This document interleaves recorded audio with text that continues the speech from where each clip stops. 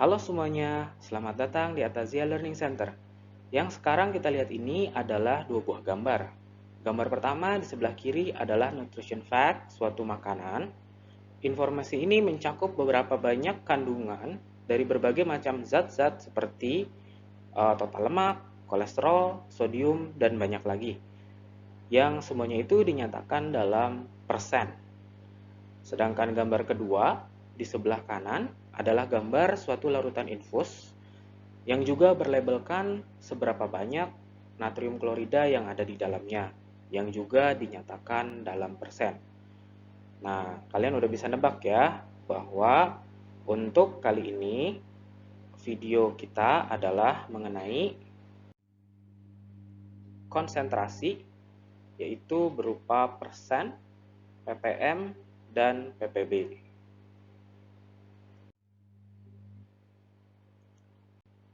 Ada banyak cara untuk menyatakan suatu konsentrasi zat di dalam suatu larutan. Yang pertama adalah persen, ya. Bisa dinyatakan sebagai persen berat, persen volume, persen berat per volume, atau jika konsentrasinya sangat kecil, kita bisa nyatakan dalam part per million atau ppm, atau dalam Indonesianya bagian per juta atau BPJ. Dan juga jika lebih kecil lagi bisa dinyatakan dalam part per billion atau ppb. Dan untuk ketiga yang terakhir ya, molaritas, molalitas, dan fraksi mol ini akan dibahas di video berikutnya. Yang pertama adalah persen berat. Persen berat atau weight per weight didefinisikan sebagai persentase perbandingan massa zat terlarut terhadap total massa. Total massa ini terdiri dari massa pelarut dan massa zat terlarut. Rumusnya adalah sebagai berikut. Persen zat terlarut sama dengan massa zat terlarut dibagi dengan massa total dikali 100%. Contoh soalnya adalah sebagai berikut. Berapakah persentase 5 gram NaCl di dalam 20 gram air? Maka pertama kita langsung menggunakan rumus ya. Persen NaCl sama dengan massa NaCl dibagi dengan massa total dikali 100%. Di mana massa totalnya adalah massa NaCl ditambah dengan massa airnya. Maka kita masukkan datanya 5 dibagi 5 plus 20 dikali 100%. Maka hasilnya adalah persen NaCl sebanyak 20% di dalam sampel ini. Lalu untuk yang kedua adalah persen volume. Persen volume atau V per V didefinisikan sebagai persentase perbandingan volume zat terlarut terhadap volume totalnya, atau volume pelarut ditambah dengan volume zat terlarut. Nah, biasanya persen volume ini dipakai untuk zat terlarut yang berfasa cair. Rumusnya adalah persen zat terlarut sama dengan volume zat terlarut dibagi volume total dikali 100%. Contoh soalnya adalah berapakah persentase 70 ml alkohol di dalam 200 ml air? Maka dapat kita hitung dengan menggunakan rumus persen alkohol sama dengan volume alkohol dibagi dengan volume totalnya dikali 100%. Maka volume total dapat diganti dengan volume alkohol dan volume air. Maka perhitungannya adalah 70 dibagi dengan 70 plus 200 kali 100%. Maka hasilnya adalah 25,93%. Yang ketiga adalah persen berat per volume, yaitu dinyatakan dalam persentase perbandingan antara massa zat terlarut terhadap volume pelarut.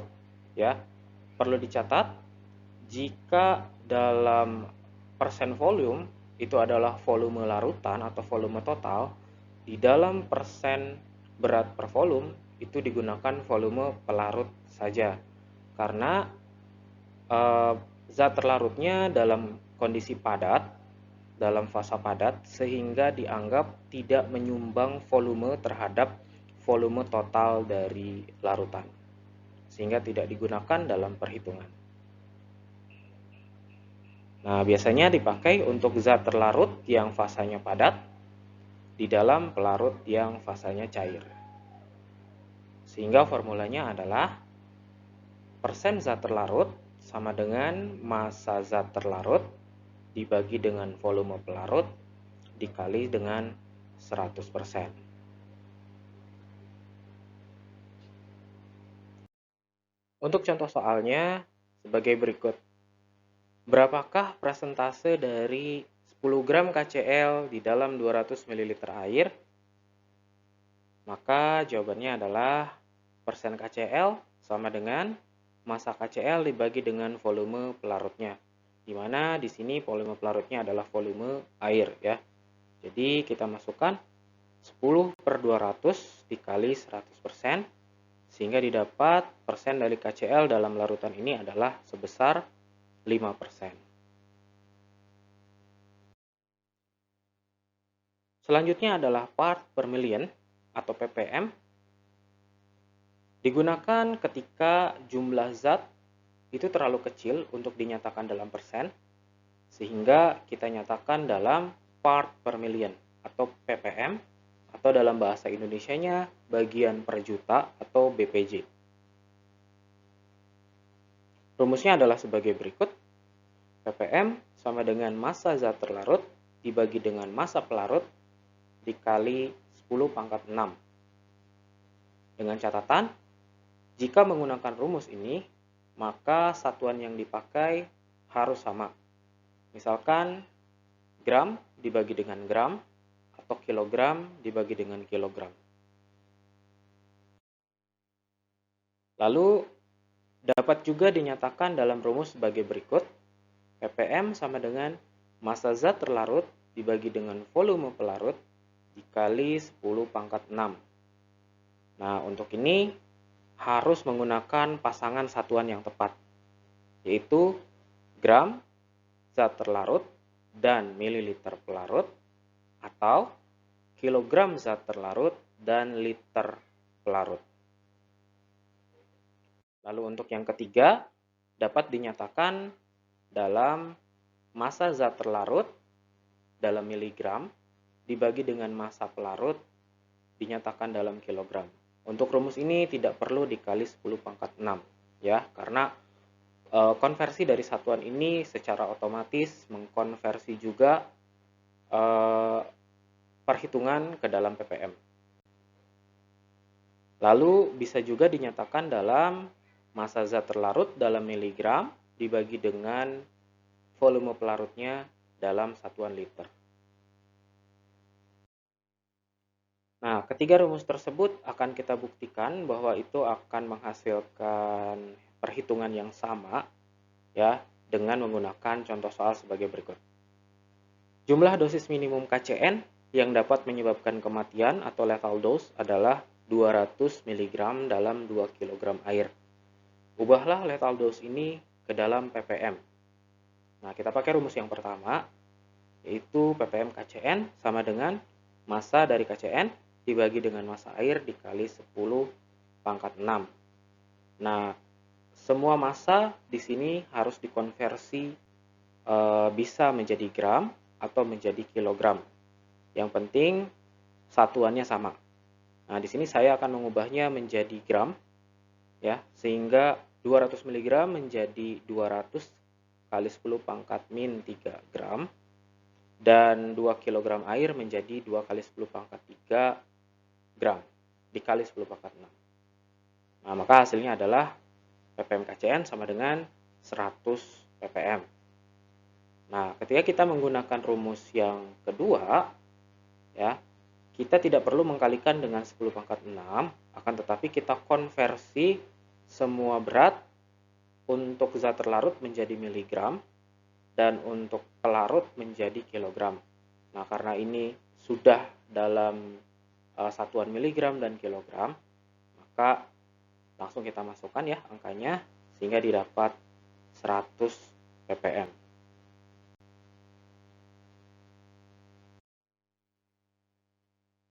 Nah, yang terakhir adalah part per billion. ppb biasanya digunakan untuk menyatakan konsentrasi yang lebih kecil lagi dari ppm. Ya, rumusnya hampir sama dengan ppm, ya, akan tetapi untuk ppb massa zat terlarut dinyatakan dalam nanogram dibagi massa pelarut dalam kilogram, atau massa zat terlarut dalam nanogram dibagi volume pelarut dalam liter, atau massa zat terlarut dibagi dengan volume pelarut dikali dengan 10 pangkat 9. Ya, untuk volume pelarut ini pasangannya adalah gram dan mililiter, kilogram dan liter. Nah, berikut ini adalah gambar dua buah larutan. Yang belakang dalam botol coklat itu adalah ninhydrin solution. Sebagaimana kita tahu dinyatakan dalam persen ya, sebesar 0,5% yang sudah kita pelajari di video sebelumnya. Nah, sedangkan yang larutan yang di depan itu adalah copper 2 sulfate atau tembaga 2 sulfat, di mana konsentrasinya dinyatakan dalam molar atau M ya, sebesar 1 molar ya. Apakah itu molar? Nah, kita akan belajar dalam video ini mengenai konsentrasi yang dinyatakan dalam molalitas dan molaritas. Definisi dari molalitas adalah jumlah mol zat terlarut di dalam setiap satuan massa pelarut yang dinyatakan dalam kilogram. Rumusnya adalah M kecil sama dengan mol zat terlarut dalam mol dan massa pelarut dalam kilogram. Satuan molalitas adalah M kecil atau mol per kilogram. Berikut adalah contoh soalnya. 1 mol urea dilarutkan ke dalam 2 kg air. Hitunglah molalitas larutan urea tersebut. Maka kita dapat hitung dengan menggunakan rumus molal urea itu sama dengan mol urea dibagi dengan massa air, yaitu 1 dibagi 2. Ya, sehingga jawabannya molal urea adalah 0,5 M. Nah, bagaimana cara menghitung molalitas jika pelarutnya dinyatakan dalam gram bukan kilogram? Ya, dari rumus awal tadi M sama dengan mol zat terlarut dalam mol dibagi dengan massa pelarut dalam kilogram. Ini masing-masing kita ganti dengan formulanya, yaitu untuk mol adalah massa zat terlarut dibagi dengan massa molarnya. Lalu kemudian konversi dari kilogram ke gram itu adalah dengan massa pelarut yang dinyatakan dalam gram per 1000. Nah, lalu persamaan ini kita format ulang ya. Susun ulang menjadi M sama dengan massa zat larut dibagi mm dikali 1000 per massa pelarut dalam gram. Nah, lalu kita misalkan bahwa massa zat terlarut itu kita simbolkan sebagai G dan massa pelarut itu kita simbolkan sebagai P. Maka rumusnya dapat disederhanakan menjadi M sama dengan gram per mm atau G per mm dikali 1000 per P. Nah, berikut ini adalah contoh soalnya. 18 gram glukosa dengan MR 180 dilarutkan ke dalam 500 gram air. Hitunglah molaritas larutan glukosa tersebut. Nah, kita langsung dapat mengaplikasikan rumusnya ya, karena dengan ini massa zat terlarutnya sudah diketahui. Lalu MR-nya itu kita bisa samakan dengan massa molarnya. Lalu massa airnya juga diketahui sudah dalam gram. Sehingga kita tinggal menggunakan rumusnya. Ya, sehingga molar glukosa sama dengan 18 bagi 180 kali 1000 dibagi 500. Sehingga molar glukosa adalah 0,2 molar. Satuan konsentrasi yang berikutnya adalah molaritas. Molaritas hampir mirip dengan molalitas, hanya saja molaritas dinyatakan dalam volume larutan. Definisinya adalah jumlah mol zat terlarut dalam setiap satuan volume larutan yang dinyatakan dalam liter. Rumusnya adalah M besar sama dengan mol zat terlarut dalam mol, lalu dibagi dengan volume larutan dalam liter. Satuan dari molalitas adalah M besar atau mol per liter.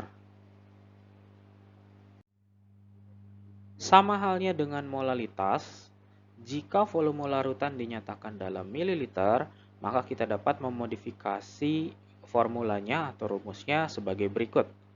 Ya, rumus awalnya adalah M sama dengan mol zat terlarut dalam mol dan dibagi dengan volume larutan dalam liter. Nah, mol zat terlarut kita dapat ganti dengan massa zat terlarut dibagi massa molarnya, dan volume larutan kita dapat ganti dengan volume larutan dalam mililiter dibagi dengan 1000. Nah, lalu kemudian kita susun ulang rumusnya menjadi M sama dengan massa zat terlarut dibagi dengan mm dikali 1000 dibagi volume larutan dalam mililiter. Nah, sekali lagi kita umpamakan massa zat terlarut kita simbolkan dengan G dan volume larutan kita simbolkan dengan V. Maka rumusnya menjadi M sama dengan G per mm dikali 1000 per V. Berikut ini adalah contoh soalnya.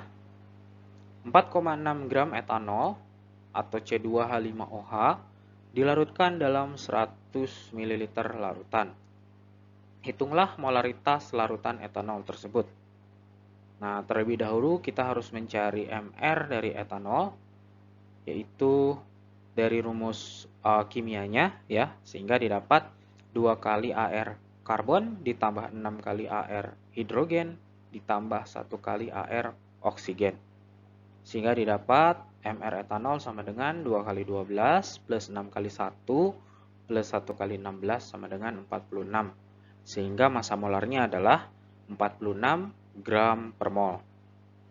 Lalu molar etanol dapat langsung kita hitung dengan menggunakan rumus G per mm dikali 1000 per V. Semua nilainya sudah kita ketahui sehingga tinggal kita masukkan ke dalam rumus, ya, sehingga didapat molar etanol sama dengan 4,6 dibagi 46 dikali 1000 dibagi 100, sehingga didapat molar etanol dalam larutan tersebut adalah sebesar 1 molar. Catatan penting mengenai molaritas dan molalitas, yaitu air adalah pelarut universal, sehingga dalam sebagian besar soal yang diberikan biasanya pelarutnya adalah air. Tetapi tidak menutup kemungkinan bahwa akan ada soal dengan pelarut yang bukan non-air. Nah, maka kita harus hati-hati ya dengan melihat soal, kita harus tahu bahwa pelarutnya adalah yang mana. Kita dapat mengetahui dengan menggunakan logika, ya. Biasanya yang merupakan suatu pelarut dalam suatu sistem larutan itu biasanya dengan jumlah terbanyak, ya. Sekali lagi, pelarut adalah spesi atau bagian yang memiliki jumlah terbanyak dalam suatu sistem larutan. Kali ini kita akan membahas mengenai bentuk konsentrasi yang terakhir, yaitu fraksi mol. Fraksi mol ini sebenarnya jarang digunakan untuk menyatakan suatu konsentrasi zat yang dijual di pasaran misalkan. Akan tetapi fraksi mol ini sering dipakai untuk perhitungan salah satu sifat koligatif dari larutan, yaitu tekanan uap larutan. Fraksi mol adalah jumlah konstituen N ke I dibagi dengan jumlah total semua konstituen yang ada dalam suatu campuran atau N total. N di sini menyatakan jumlah mol, ya. Nah, jika dalam suatu larutan atau campuran terdapat hanya komponen A dan B, maka fraksi mol dapat dinyatakan sebagai, untuk fraksi mol A, XA, X ini adalah simbol dari fraksi mol, ya. XA sama dengan Na dibagi dengan N total. Atau sama dengan Na dibagi dengan Na ditambah Nb. Dan untuk fraksi mol B itu adalah XB sama dengan NB dibagi N total sama dengan NB per Na plus Nb. Oke, sebagai catatan, fraksi mol tidak memiliki satuan ya, karena rumusnya tadi kita lihat mol dibagi mol, sehingga fraksi mol tidak memiliki satuan. Lalu, untuk suatu campuran yang terdapat hanya komponen A dan B, maka berlaku XA plus XB sama dengan 1. Ya. Jadi, dengan kata lain, jumlah fraksi mol dari suatu campuran yang hanya memiliki dua komponen itu sama dengan 1. Lalu, kisaran nilai dari fraksi mol itu antara 0 dan 1. Oke, ini adalah contoh soal yang pertama. Di dalam sebuah campuran terdapat 3,2 gram metanol dan 5,4 gram air. Tentukan fraksi mol masing-masing komponen tersebut. Maka pertama kita harus mencari MR dari metanol terlebih dahulu, ya, karena rumusnya adalah CH3OH, maka dapat dicari dengan 1 kali AR karbon ditambah 4 kali AR hidrogen ditambah 1 kali AR oksigen. Dan kita masukkan nilainya ya, 1 kali 12 ditambah 4 kali 1 ditambah 1 kali 16 sama dengan 32. Maka massa molarnya adalah 32 gram per mol untuk metanol. Nah, lalu kita cari juga untuk air, ya. Terdapat 2 hidrogen dan 1 oksigen, maka 2 kali AR hidrogen ditambah 1 kali AR oksigen sama dengan 2 kali 1 ditambah 1 kali 16 sama dengan 18. Sehingga massa molarnya adalah 18 gram per mol. Nah, dari sini kita bisa cari mol masing-masing ya dengan membagi massa dengan MR masing-masing. Untuk air, 5,4 dibagi 18 sama dengan 0,3 mol. Dan untuk metanol, 3,2 dibagi dengan 32, sehingga hasilnya 0,1 mol. Nah, dari sini kita dapat mencari fraksi mol air sama dengan mol air dibagi dengan mol total. Sehingga 0,3 dibagi dengan 0,3 plus 0,1 sama dengan 0,75. Nah, sedangkan untuk metanol, kita bisa mencari dengan cara yang sama saat kita mencari fraksi mol air, atau tinggal mengurangkan 1 dengan fraksi mol dari air ya. Jadi 1 kurangi 0,75 sama dengan 0,25. Berikut ini adalah contoh soal yang kedua. Dalam sebuah campuran terdapat 9,2 gram etanol, C2H5OH, dan 14,4 gram air. Tentukan fraksi mol masing-masing komponen. Nah, kita cari dulu MR etanol, ya, 2 kali AR karbon ditambah 6 kali AR hidrogen ditambah 1 kali AR oksigen. Sehingga kita masukkan nilainya 2 kali 12 ditambah 6 kali 1 ditambah 1 kali 16, hasilnya adalah 46. Sehingga massa molarnya adalah 46 gram per mol. Sedangkan MR air kita ketahui dari soal sebelumnya, yaitu 18, sehingga MM-nya 18 gram per mol. Lalu kita cari mol masing-masing. Ya, untuk mol air sama dengan 14,4 dibagi 18 sama dengan 0,8 mol. Dan untuk mol etanol 9,2 dibagi 46 sama dengan 0,2 mol. Lalu untuk fraksi mol air, kita cari dengan mol air dibagi dengan mol total sama dengan 0,8 dibagi dengan 0,8 plus 0,2, yaitu hasilnya 0,8. Dan untuk fraksi mol etanol, kita tinggal mengurangkannya ya. 1 dikurangi 0,8 sama dengan 0,2. Kali ini kita akan membahas mengenai sifat koligatif larutan non-elektrolit, yaitu penurunan tekanan uap jenuh. Apa itu sifat koligatif? Sifat koligatif adalah sifat larutan yang tidak tergantung pada jenis komponen larutan, akan tetapi hanya bergantung pada jumlah komponen pada larutan tersebut. Sifat koligatif meliputi penurunan tekanan uap, kenaikan titik didih, penurunan titik beku, dan tekanan osmotik. Berikut ini adalah ilustrasi perbedaan suatu gerak molekul yang ada dalam pelarut murni dibandingkan dengan yang ada di dalam larutan. Nah, molekul yang berwarna biru ini adalah molekul dari pelarut murni. Sedangkan yang di sebelah kanan ada bola berwarna merah, itu adalah zat terlarutnya ya. Nah, sebagaimana kita lihat, proses penguapan adalah di mana partikel dari suatu cairan atau pelarut murni itu berubah menjadi gas atau uap yang digambarkan dalam ilustrasi ini sebagai bola berwarna biru yang terlepas ke atas. Nah, pada ilustrasi di sebelah kiri, pada pelarut murni, ada sekitar 5 molekul pelarut murni yang berubah menjadi gas ya. Nah, sedangkan di sebelah kanan, ada 5 molekul gas juga yang mencoba molekul dari pelarut murni yang mencoba untuk berubah menjadi gas, akan tetapi terhalang oleh bola merah sehingga kembali menjadi cairannya. Nah, akibat dari peristiwa ini, tekanan uap suatu larutan akan selalu lebih kecil dari tekanan uap pelarut murninya.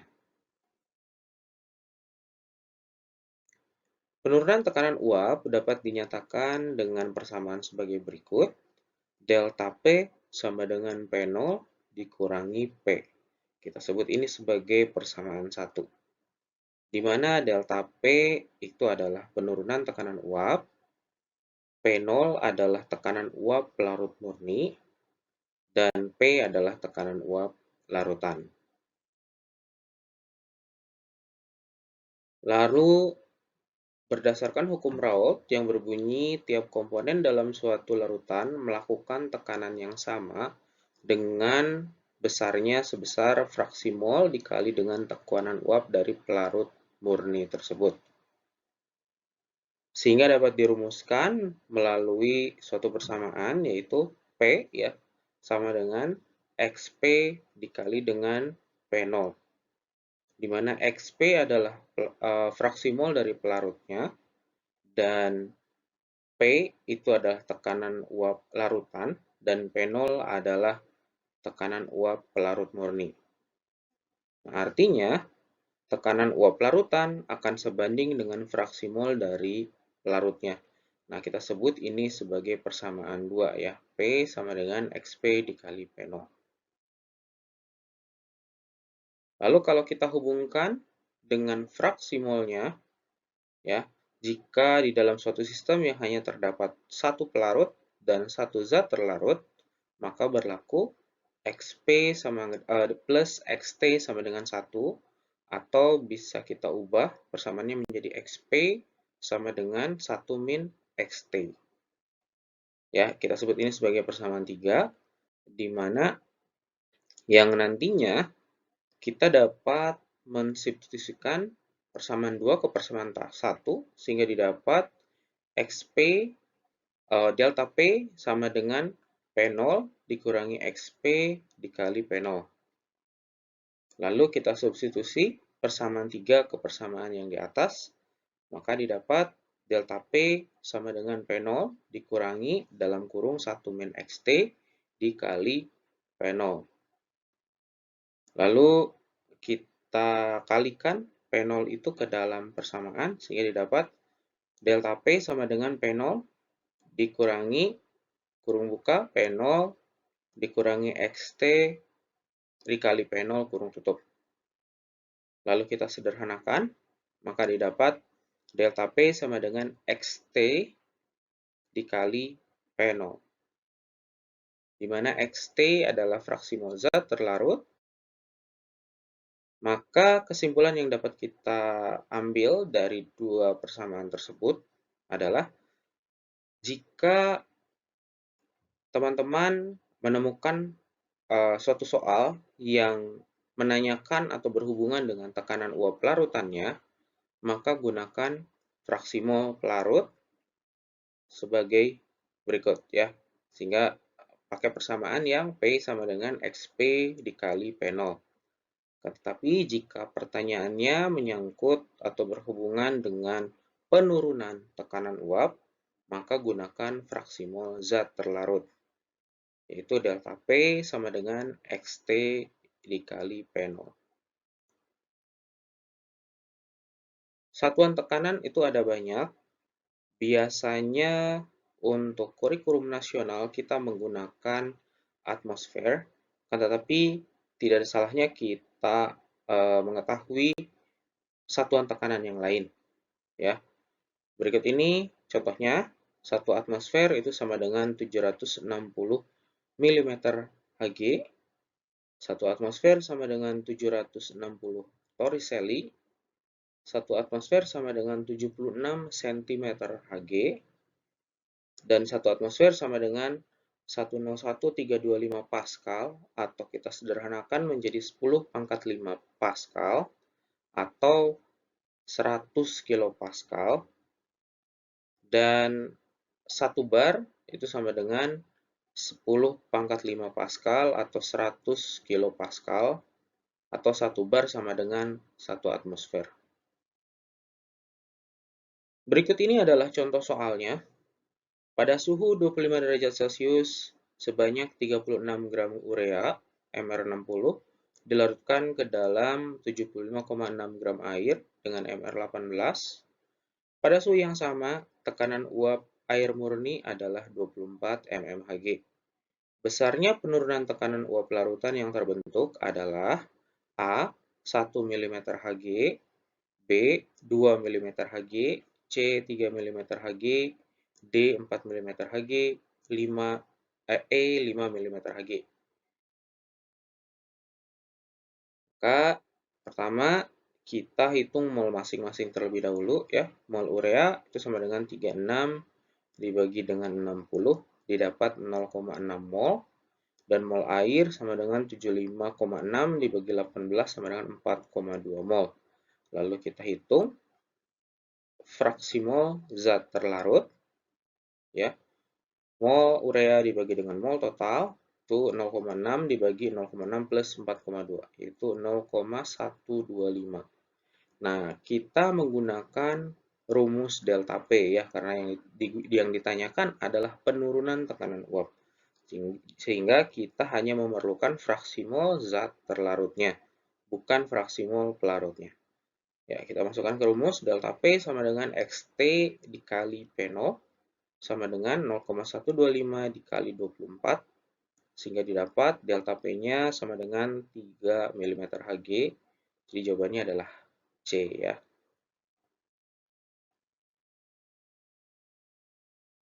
Contoh soal yang kedua, sebanyak 45 gram glukosa MR90 dilarutkan ke dalam 90 gram air MR18. Tekanan uap air murni adalah 18 mm Hg. Hitunglah besarnya tekanan uap larutan. Ya, kembali ya. Ini yang ditanyakan adalah tekanan uap larutan, jadi yang perlu kita hitung adalah fraksi mol dari pelarutnya.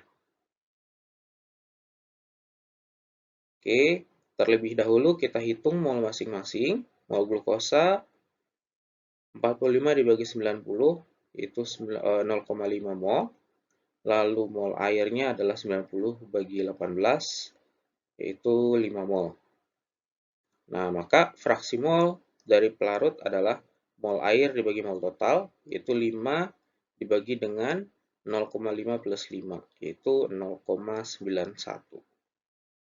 Maka tekanan uap larutannya adalah P sama dengan XP dikali P0, yaitu 0,91 dikali 18 sama dengan 16,4 mm Hg.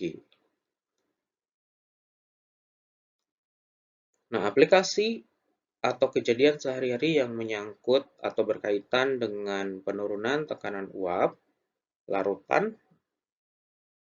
yaitu adalah Laut Mati ya, di West Bank di Israel, di Jordan, merupakan danau dengan kadar garam tertinggi.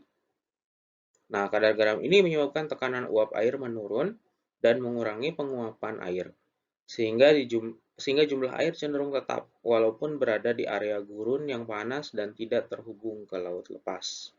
Ya, tidak ada yang mensuplai uh, jumlah air untuk laut mati ini, tidak ada sungai, ya, sehingga uh, seharusnya jumlah air akan berkurang ya. Akan tetapi jumlah air tetap. Hal ini disebabkan karena kadar garamnya yang tinggi, ya, menyebabkan tekanan uapnya itu lebih kecil dari yang pelarut murninya atau tekanan uap airnya, sehingga jumlah air cenderung tetap. Kali ini kita akan membahas sifat koligatif yang kedua, yaitu kenaikan titik didih. Berikut ini adalah ilustrasi sebuah wadah yang berisi pelarut murni di sebelah kanan dan larutan di sebelah kiri.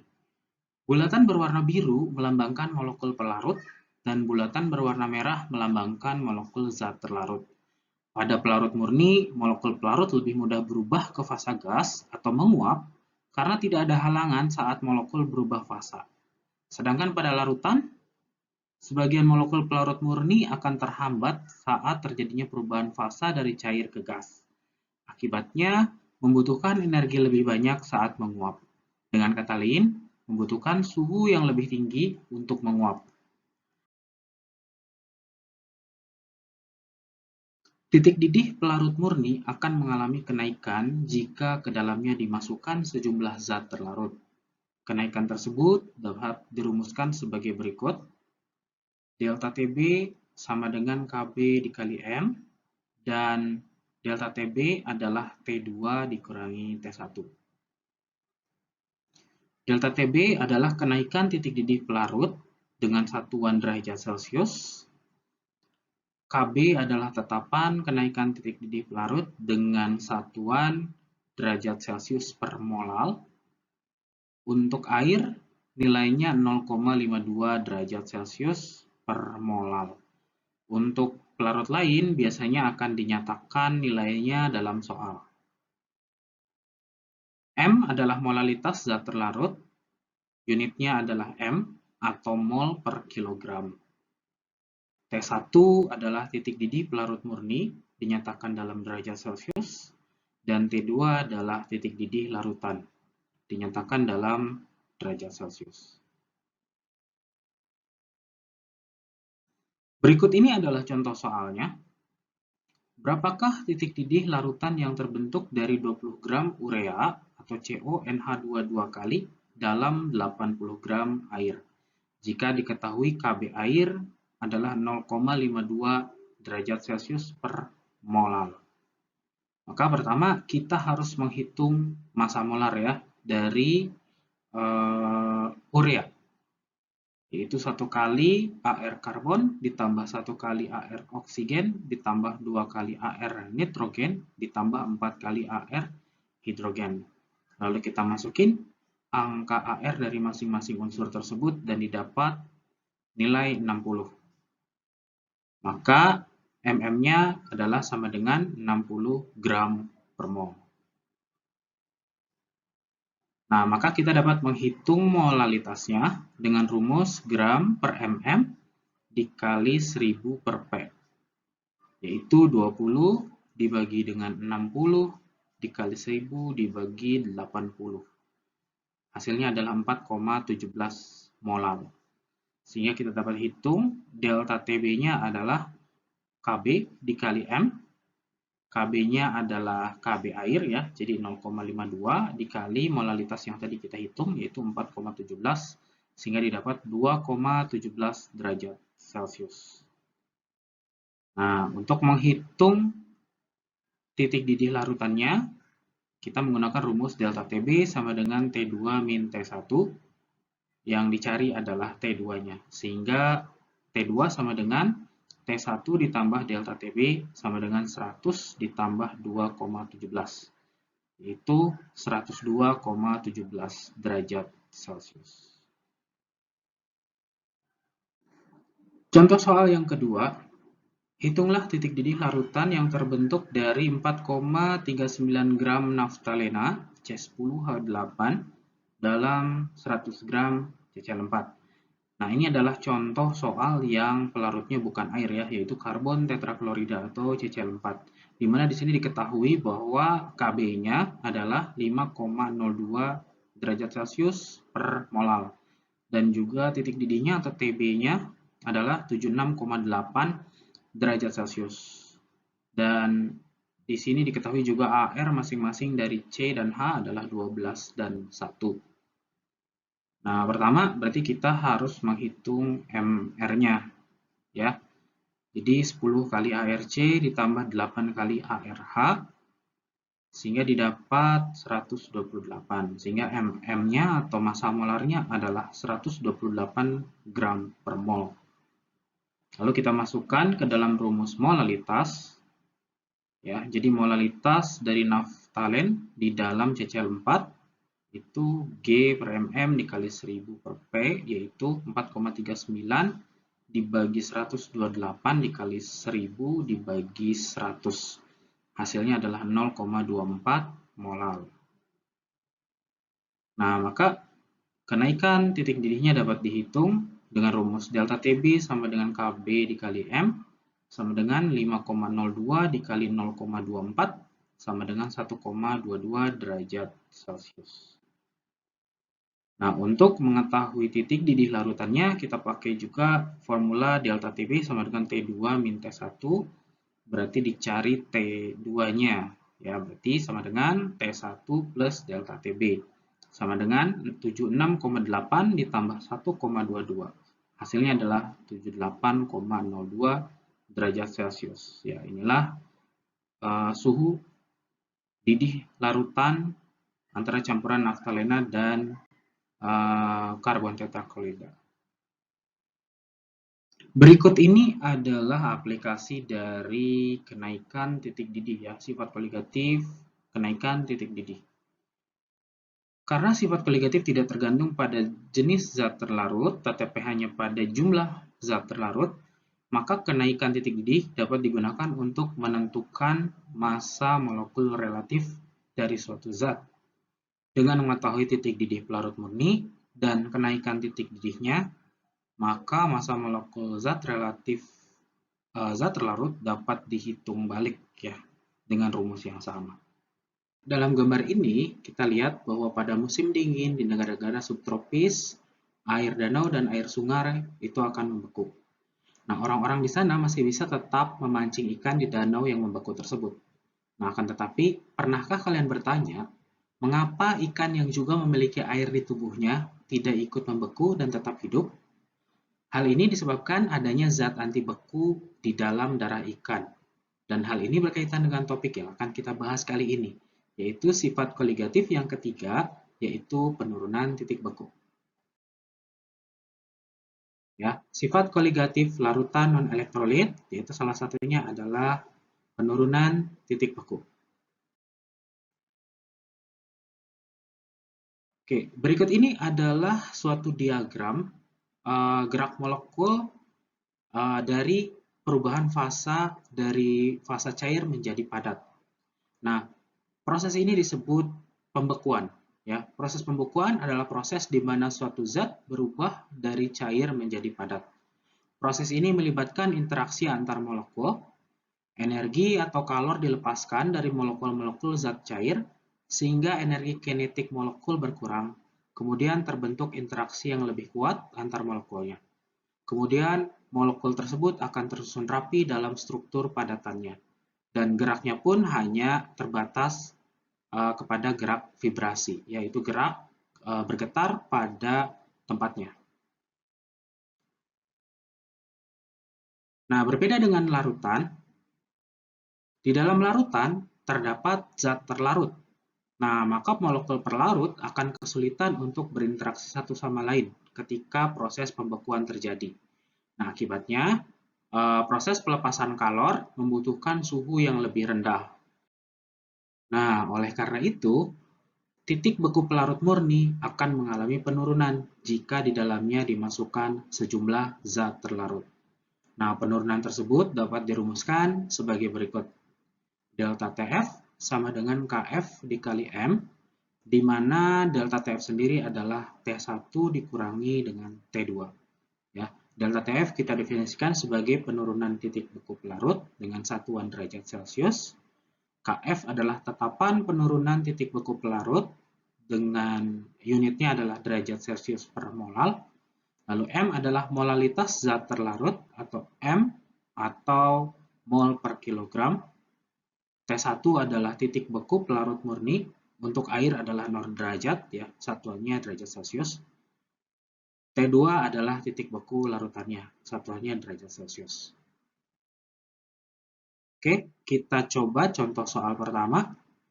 Berapakah titik beku larutan yang terbentuk dari 20 gram urea CONH22 kali dalam 80 gram air jika diketahui KF air 1,86 derajat Celcius per molal? Ya, ya kalau kalian perhatikan ya, ini adalah soal yang sama dengan di video sebelumnya ya, kenaikan titik didih. Ya, jadi di sini kita menyelidiki atau harus menghitung titik beku dari larutan yang sama ya, 20 gram urea dalam 80 gram air.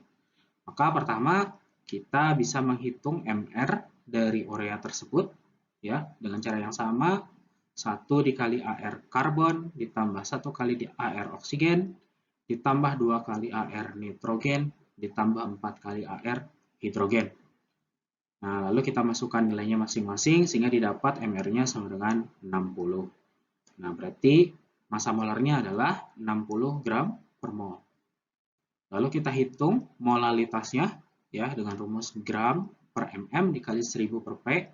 Lalu kita masukkan angkanya 20 per 60 dikali 1000 per 80. Yang hasilnya adalah 4,17 molal.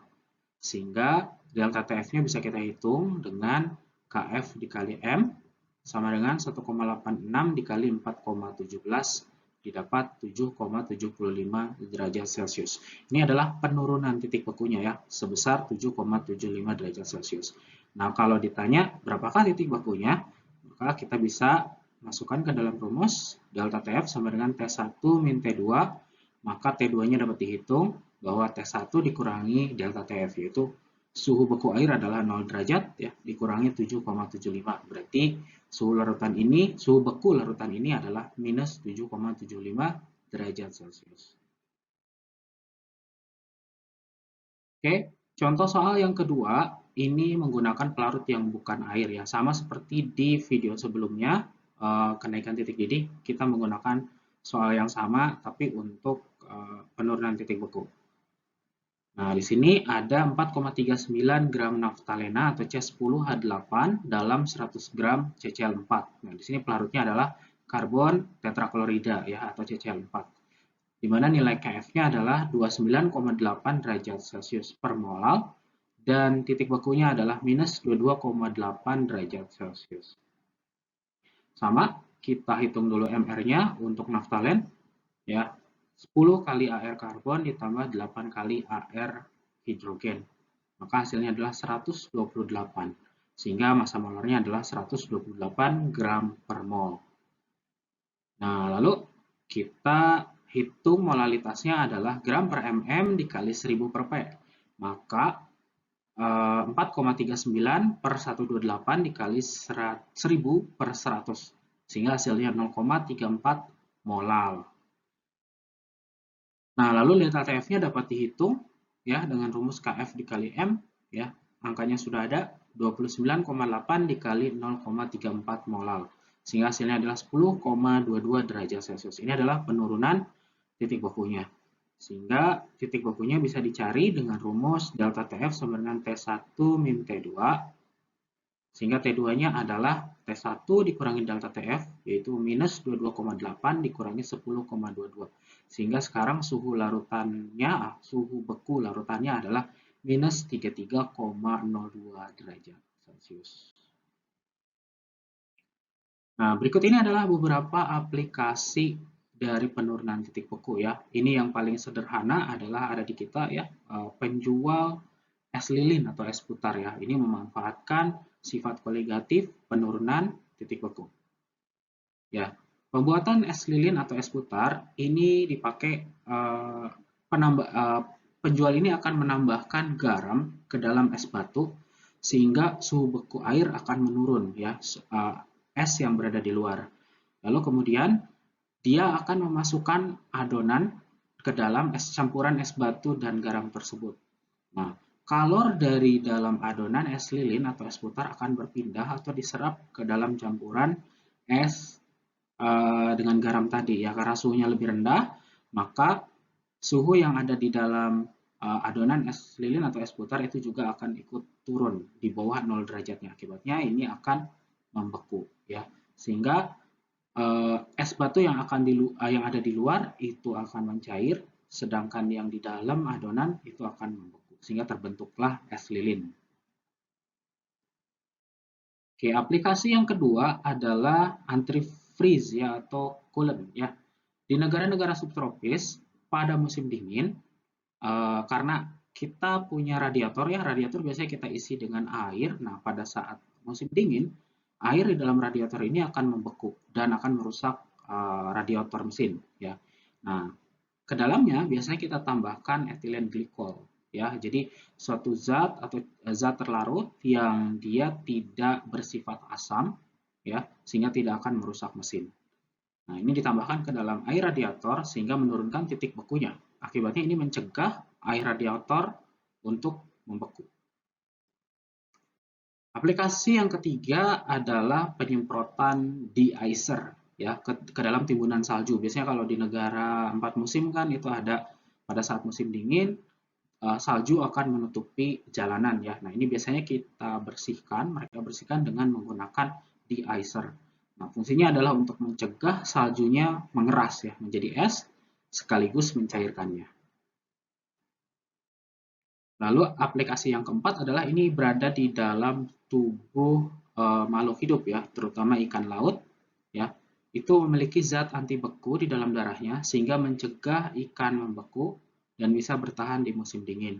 Fungsinya ini mirip dengan zat terlarut ya, tapi ini menempel di kristal air ya, mencegah air untuk membentuk kristal atau ya seperti itu. Jadi mencegah molekul air untuk berikatan dengan sesamanya membentuk kristal es ya. Jadi sebagai inhibitor pembentukan kristal es.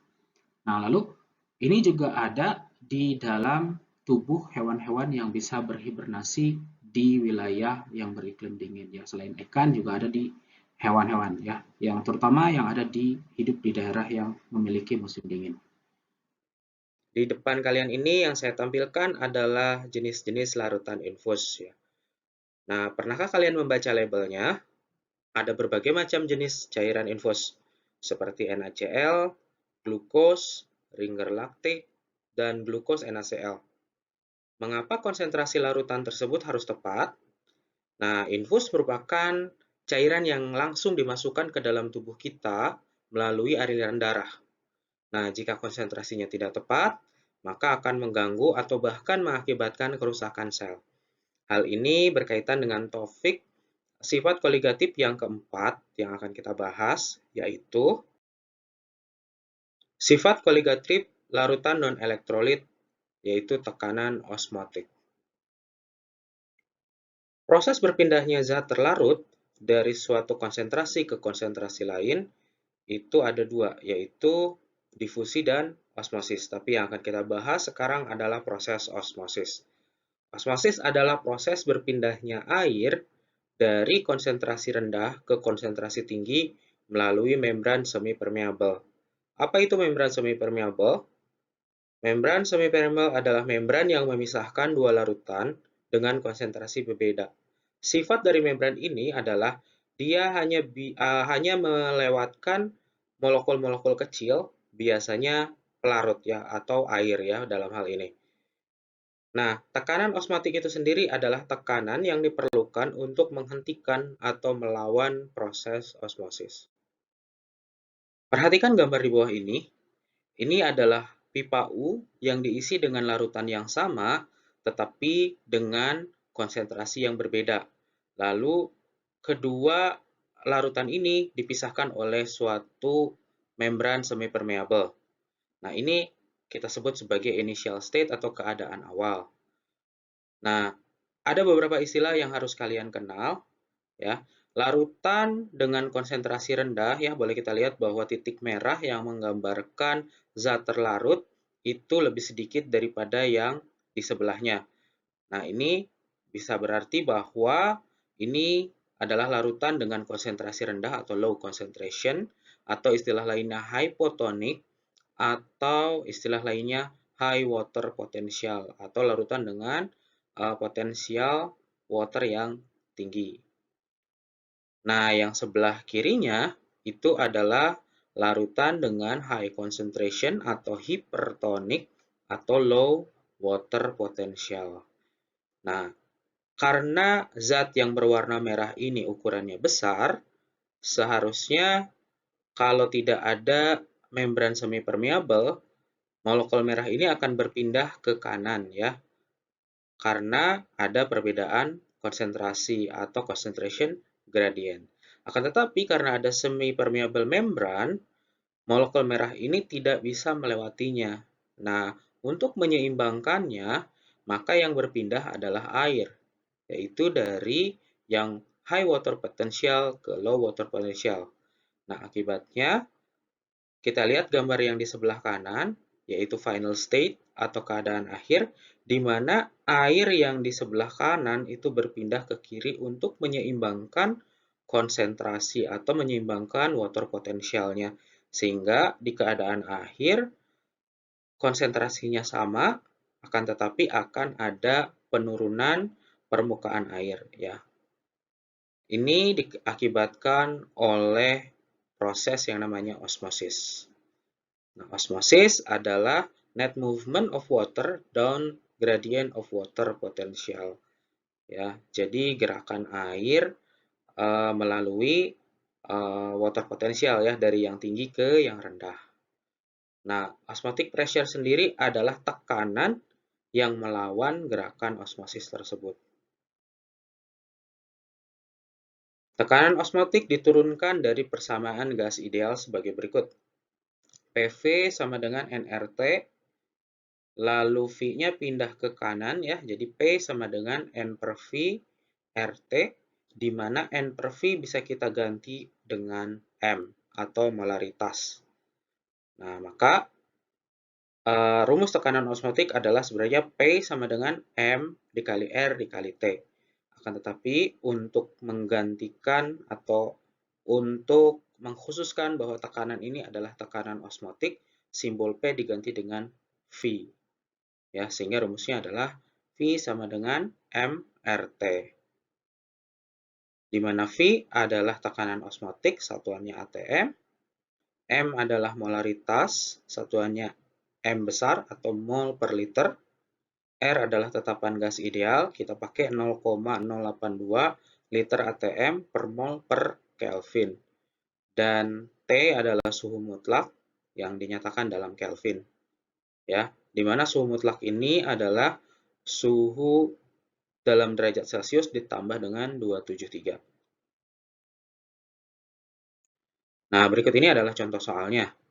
Misalkan, berapakah tekanan osmotik larutan yang terbuat dari 3 gram urea, CONH22 kali, yang dilarutkan ke dalam 1000 ml air pada suhu 27 derajat Celcius.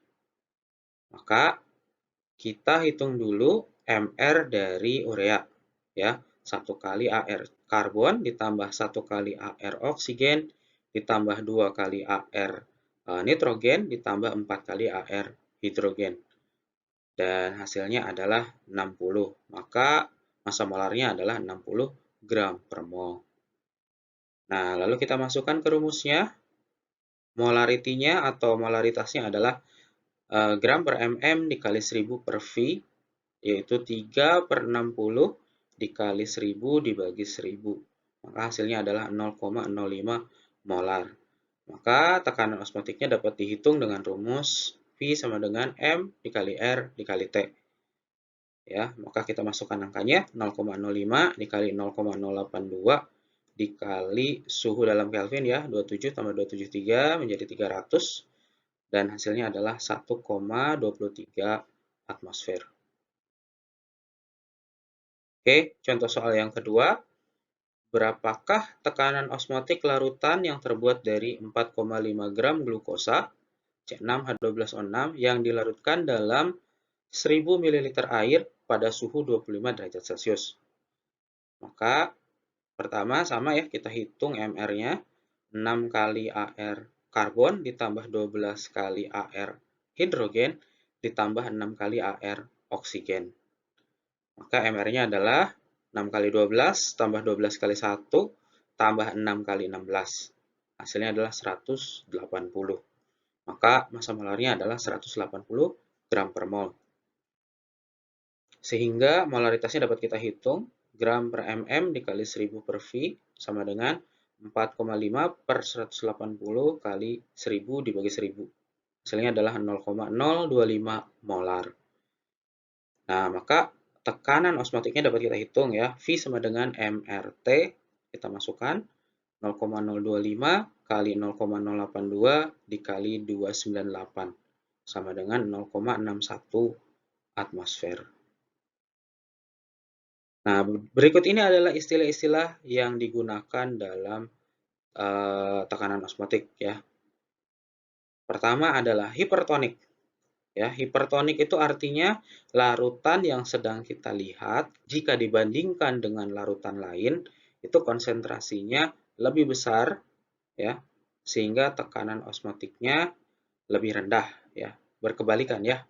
Kalau konsentrasinya tinggi, maka tekanan osmotiknya lebih rendah. Lalu hipotonik itu larutan dengan kepekatan atau konsentrasi yang lebih kecil dibanding dengan larutan lain, sehingga tekanan osmotiknya berkebalikan ya. Ini tekanan osmotiknya lebih besar. Nah, untuk isotonik, larutan yang kepekatannya sama dengan larutan yang ada di sekitarnya, sehingga tekanan osmotiknya sama. Nah, berikut ini adalah aplikasinya ya, seperti kita sebut di awal tadi, adalah untuk pembuatan larutan infus. Nah, pembuatannya ini harus diperhitungkan sehingga konsentrasi larutan yang ada di dalam larutan infus harus isotonik dengan cairan tubuh yang ada di dalam darah. Nah, hal ini agar sel tubuh tidak mengalami penyusutan atau shrink atau crenation pada kondisi hipertonik atau mengalami pembengkakan atau swell atau pecah ya, burst pada kondisi hipotonik. Nah, jika kalian sering membeli air isi ulang ya, tentu kalian tidak asing dengan istilah air RO atau air reverse osmosis. Nah, air ini diproses dengan prinsip osmosis balik ya.